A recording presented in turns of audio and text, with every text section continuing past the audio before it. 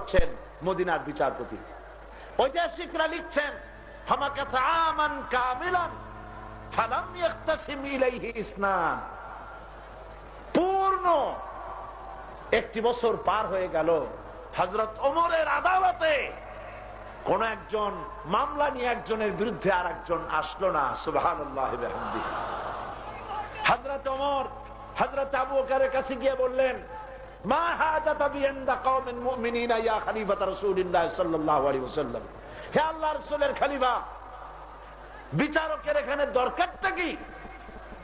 কি জন্য আমার একটা বিচারক বানায় রাখছেন? তিনি জিজ্ঞেস করলেন, লিমাজা, তুমি কেন এই কথা বলছো? তিনি বলছেন যে একটা বছর বসে থাকলাম, একজন বাদী বিবাদী আমার সামনে আসলো না একজনের বিরুদ্ধে আর একজন মামলা দায়ের করতে। এখানে আমার দরকারটা কি? কোন পৃথিবীর ইতিহাসের কোন নজির আছে? এক বছরে মামলা হয় না, নজির আছে? হযরত আবু বকর জিজ্ঞেস করছেন, ওমর, এর কারণ কি বলে তুমি মনে করো? তিনি বলেন, আমি মনে করি দীনহুমুন নাসিহা, এই জাতির দিন হচ্ছে কল্যাণ কামনা করা, প্রত্যেকের কল্যাণ কামনা করে, সেই জন্য মামলা হয় না। ওয়া মানহাজুহুমুল কোরআন, আর এদের মানহাজ, টার্গেট, এই সংবিধান হচ্ছে আল্লাহর কোরআন। ওয়া আমালুহুম আলাল আমরু বিল মারুফ ওয়া নাহয়ু আনিল মুনকার, আর তাদের আমল হচ্ছে ভালো কাজের আদেশ করা, অন্যায় কাজ থেকে মানুষকে ফিরানো, এটাই হলো তাদের দায়িত্ব। এই কারণেই মামলা মোকদ্দমা হয় না। ফাফিমাহুম ইয়াখতাসিমুনা ইলাইয়া ইয়া খলিফাত রাসূলিল্লাহ সাল্লাল্লাহু আলাইহি ওয়াসাল্লাম, এই যখন জাতির অবস্থা, তো কি কারণে আমার কাছে লোকেরা আসবে মামলা দায়ের করতে? তাহলে বোঝা গেল আমারু বিল মারুফ নাহয়ু আনিল মুনকারের দায়িত্ব পালন করলে দেশ শান্তি হয়। কোন আলহামদুলিল্লাহ। এবার শুনুন রাসূলুল্লাহ কি বলছেন। আল্লাহর নবী বলছেন, ফাওয়াল্লাযী নাফসি বিয়াদিহি, ওই আল্লাহর কসম করি যার দস্তে কুদরতে, যার হাতের মুঠায় মুহাম্মদ সাল্লাল্লাহু আলাইহি ওয়াসাল্লামের জীবন,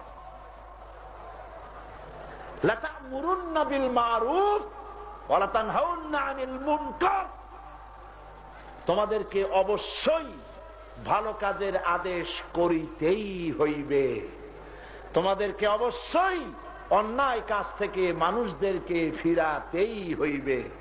আও লা ইসাল্লিতান্নাল্লাহু আলাইকুম সুলতানান জালিমান, যদি তোমরা এই কাজটা না করো তাহলে তোমাদের উপরে জালেম শাসক আল্লাহ চড়াই দিবে,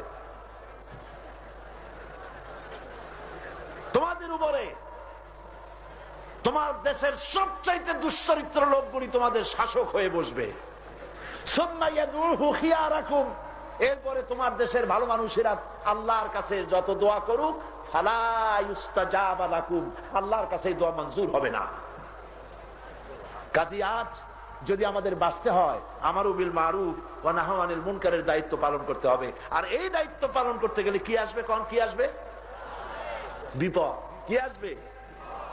হযরত লোকমান বলেন, ইয়া বুনাইয়া আকিমিস সালাতা ওয়া আমুর বিল মারুফ ওয়া নাহা আনিল মুনকার ওয়াসবির আলা মা আসাবাক ইন্না যালিকা মিন আজমিল উমুর, ভালো কাজের আদেশ দাও, অন্যায় কাজ থেকে মানুষকে ফিরাও। আর এই কাজ করতে গেলে ওয়াসবির আলা মা আসাবাক, এই কাজ করতে গেলে বিপদ আসবে, সহজে কেউ ছাড়বে না। সিনেমাওয়ালারা ছাড়বে তোমারে? তুমি এই দেশকে শাহজালালের দেশ বানাইতে চাও, গৌর গোবিন্দের পোলাপানেরা তোমারে ছাড়বে? ছাড়বে না। ওয়াসবির আলা মা আসাবাক, বিপদ যখন আসবে ধৈর্য ধারণ করবা। কি ধারণ করবে বলেন? ধৈর্যের অর্থ কি? কেউ একটা থাপ্পড় দিল আর আপনি বলবেন, ভাই ব্যথা পাইছেন নাকি, আর এক খান মারিয়া 32 খান ফালায় দেন, এর নাম ধৈর্য না। সাবর এর অর্থ হচ্ছে পরিস্থিতির মোকাবেলা করা বুদ্ধিমত্তার সাথে, ধৈর্যের সাথে। ধৈর্যের সাথে পরিস্থিতির মোকাবেলা করা, সঠিক সিদ্ধান্ত গ্রহণ করা, মাথা গরম করে কিছু না করা, এটাই হলো ধৈর্য। ধৈর্যের অর্থ এটা নয় যে আপনার মারবে, আপনি খালি মার খাইতেই থাকবেন। ওই যে এক পীর সাহেবের কাছে এক সাপ এসে মুরিদ হয়েছিল, তারপরে পীর সাহেব বললেন, আমি তো সাপ মুরিদ বানাই না। কয় না হুজুর, আমারে বানানি লাগবে। আচ্ছা বানাইলাম, তুমি কিন্তু দংশন করতে পারবে না। ঠিক আছে, দংশন করবো না। এখন ওই সাপ বিলের মধ্যে পড়ে আছে ধানের খেতে, রাখাল ধান কাটছে, কিন্তু দড়ি নাই। সন্ধ্যাবেলায় ধানগুলো বাঁধতে নেবে কি দেয়া, দেখে যে ওই মুরিদ সাপ শুয়ে আছে। ও তো মনে করে বুঝে নাই সাপ, সে মনে করছে দড়ি। এই অন্ধকারের ভিতরে সাপ দিয়া ধান বাঁধছে, বানিয়ে বাড়ি নিয়ে সাপের ঘাট তো গেছে বেঁকে, বাড়ি নিয়ে ভালাই দিছে, সাপের ঘাট গেছে মুশকিয়া। ওই অবস্থায় পীর সাহেবের বাড়ি বহু কষ্ট করে গেছে, যায় বলে যে হুজুর কি জিগের আজগার শিখাইলেন, আমার তো গাড় মুচকে গেছে। একটা কথা হইল, জিগের আজগার করলে ঘাড় মস্কাবে কেন? সাপে পুরা ঘটনা শোনাইলো, এই হলো ঘটনা।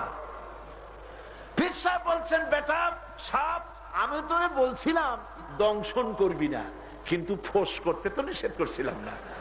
তোরে যখন দড়ি মনে করে হাত দিল, তুই খালি ফস করে উঠতি, ওই রাখালের গোষ্ঠী সুদ্ধা লাভ দিয়া দিল্লি বলাই যাইতো, তুই ফোঁস করলি না কেন?